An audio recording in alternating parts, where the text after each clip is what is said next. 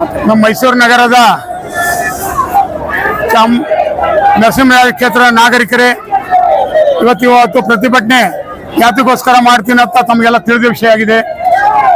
ನಮ್ಮ ಜನಪ್ರಿಯ ಶಾಸಕರು ದೀನ ದಲಿತ ಜನಾಂಗದ ಮತ್ತು ಹಿಂದುಳಿದ ವರ್ಗದ ನಾಯಕರು, ಹಾಗೆ ಯಾವುದೇ ಜಾತಿ ಪ್ರಾಂತ ಭೇದ ಭಾವ ಇಲ್ಲದೆ ಇಡೀ ಕರ್ನಾಟಕ ರಾಜ್ಯದಲ್ಲಿ ಮಾದರಿ ಒಬ್ಬ ಶಾಸಕರಾಗಿ ಅವರು ಅಜಿತ್ ಸೇಠ್ ಸಾಹೇಬ್ರ ಸುಪುತ್ರರಾಗಿ ಸುದೀರ್ಘ ರಾಜಕೀಯ ಅನುಭವ ಉಳ್ಳಂತ ತನ್ವೀರ್ ಸೇಠ್ ಸಾಹೇಬರಿಗೆ ನಮ್ಮ ಕಾಂಗ್ರೆಸ್ ಹೈಕಮಾಂಡ್ ನಿಜವಾಗ್ಲೂ ಅವರಿಗೆ ಒಂದು ಮಂತ್ರಿ ಸ್ಥಾನ ನೀಡದೇನೆ ಬಹಳ ಅನ್ಯಾಯ ಮಾಡಿದೆ.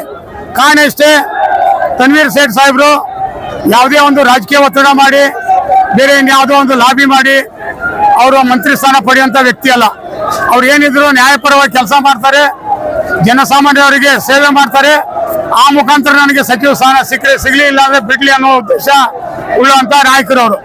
ಅವರಿಗೆ ನಿಜವಾಗ್ಲೂ ಕಾಂಗ್ರೆಸ್ ಹೈಕಮಾಂಡ್ ಈ ತರ ಅನ್ಯಾಯ ಮಾಡಬಾರ್ದಾಗಿತ್ತು. ಕಾರಣ ಅಂದ್ರೆ ಇಡೀ 224 MLAಗಳಲ್ಲಿ ಅತಿ ಉತ್ತಮ ನಡೆ ನುಡಿ ಉಳ್ಳವರು ಮತ್ತು ಅವರು ಇಷ್ಟು ಸುದೀರ್ಘ ಜೀವನದಲ್ಲಿ ಯಾವುದೇ ರಾಜಕೀಯ ಭ್ರಷ್ಟಾಚಾರ ಅವ್ರ ಮೇಲೆ ಅಪಾದನೆ ಇಲ್ದೇನೆ, ಯಾವುದೇ ಒಂದು ಮೀಡಿಯಾಗಳಲ್ಲಿ ಯಾರ ಹತ್ರನೂ ಒಂದು ಅವ್ರ ಮೇಲೆ ಅಪಾದನೆ ಇಲ್ದೇನೆ ಉತ್ತಮ ಹಿಂದೂ ಮುಸ್ಲಿಮ್ಸ್ ಕ್ರೈಸ್ತ ಅನ್ನೋದನ್ನೇ ಇಡೀ ನರಸಿಂಹರಾಜ ಕ್ಷೇತ್ರದ ಜನರ ಸೇವೆ ಮಾಡಿದಂತ ಒಬ್ಬ ಉತ್ತಮ ಗುಣವುಳ್ಳ ನಾಯಕನಿಗೆ ಅನ್ಯಾಯನ ಖಂಡಿಸಲು ನಮ್ಮ 8ನೇ ವಾರ್ಡ್ ಪರವಾಗಿ ನಮ್ಮ ಅಪ್ಪು ಸರ್ ಅವರ ನೇತೃತ್ವದಲ್ಲಿ ಇಲ್ಲಿ ಮಾದೇವಮ್ಮನ ಸ್ಲಮ್ಮು ಮತ್ತು ಕಾವೇರಿ ನಗರದ ಒಂದು ಸಮಿತಿ, ಹಾಗೆ ಒಂದೇ ಮಾತ್ರಂ ಸ್ಲಮ್ಮು, ಅಬ್ದುಲ್ ಕಲಾಂ ಸ್ಲಮ್ಮು, ಸವಿತಾ ಅಂಬೇಡ್ಕರ್ ಕಾಲನಿಯಿಂದ ಸುಮಾರು 400 ರಿಂದ 500 ಜನ ಈ ಪ್ರತಿಭಟನೆಯಲ್ಲಿ ಭಾಗವಹಿಸ್ತಾ ಇದ್ದೀವಿ. ಕಾರಣ ಅಷ್ಟೇ,